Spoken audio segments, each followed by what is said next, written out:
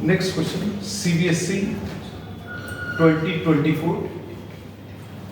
The statement of the problem given in the description box.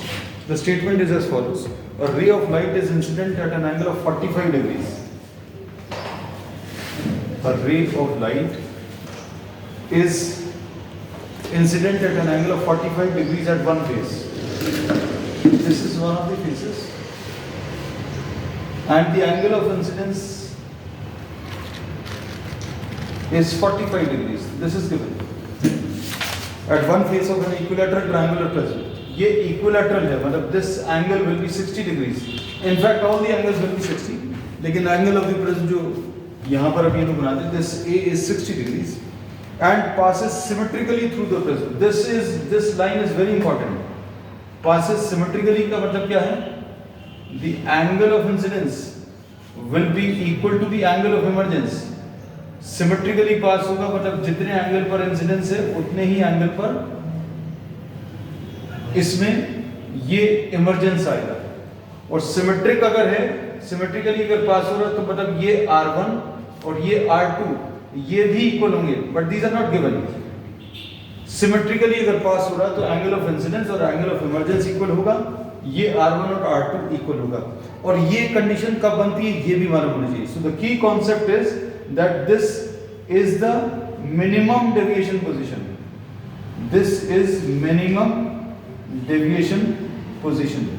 और minimum deviation position में light जो है prism के थ्रू symmetrically पास होती है.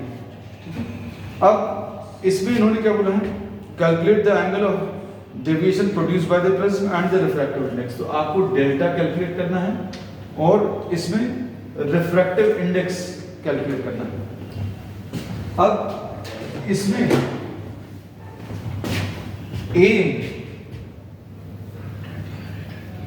will be equal to R1 plus R2, एक ये रिलेशन यूज करते हैं.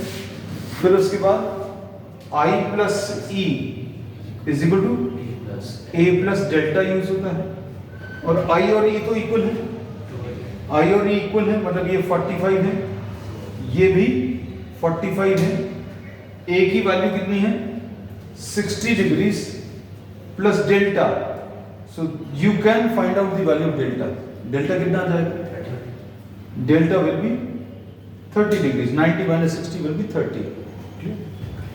So delta angle of minimum deviation will be 30 degrees. Refractive index का फॉर्मूला क्या होता है?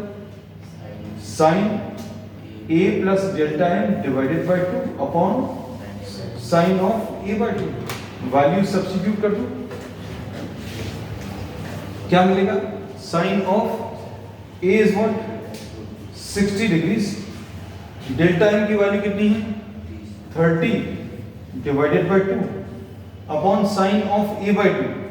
साइन ऑफ 60 बाय 2 30 आ जाएगा. तो ये कितना मिलेगा?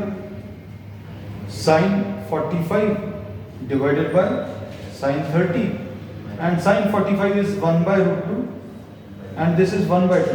So this will be 2 by root 2 which is equal to root 2. Is this clear?